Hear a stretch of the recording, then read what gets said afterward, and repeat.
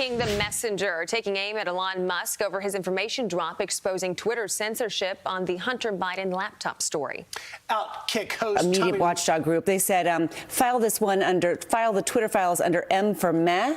And the Washington Post said there's no smoking gun here. We've known a lot of this. This is what we in the cable business like to call a hot take. And it reveals Elon Musk's profound ignorance of the First Amendment. When you're perpetuating lies and so forth, you're really kind of laughing in the face of this idea of what the platform he claims is supposed to be.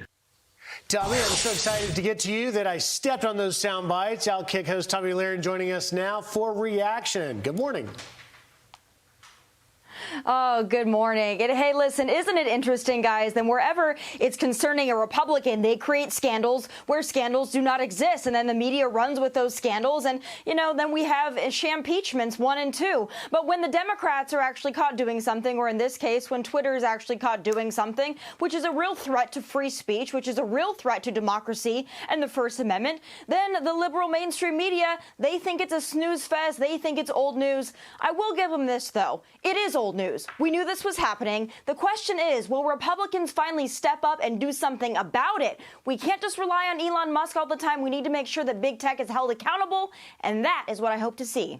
Tommy, we got to get to this. A California English teacher says she teaches her students that grammar is a part of white supremacy. She even said that transitions and part of the SAT is racist because it was created by Westerners. Your thoughts?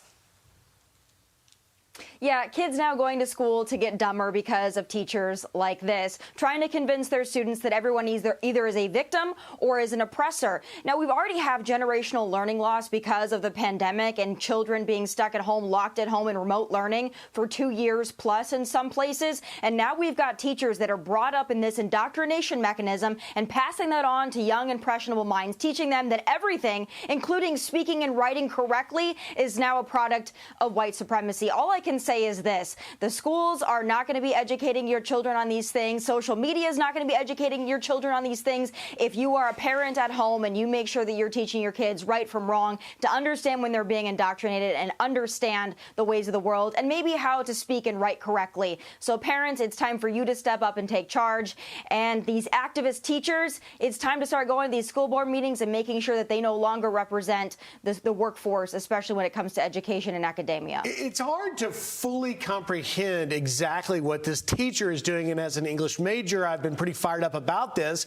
But talking about grammar, this teacher explains this in a quote. She says, "I try to undermine that BS in my classroom as much as I can. We study linguistics and the rules that we actually use to communicate instead of the made-up rules that white supremacy created for when we write papers and stuff." Tommy, I'll give you the last word.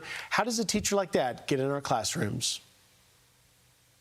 Well, I'll tell you, because teachers like that go through an education system that's already indoctrinating them. So we have a whole crop of activism and activist teachers out there that are teaching students like this. But again, all I can say, again, my last plea to parents is make sure you're paying attention to what your kids are learning in school, K through 12, and even in college, because it's probably not the things you want them to be learning. Pay attention. You can correct this.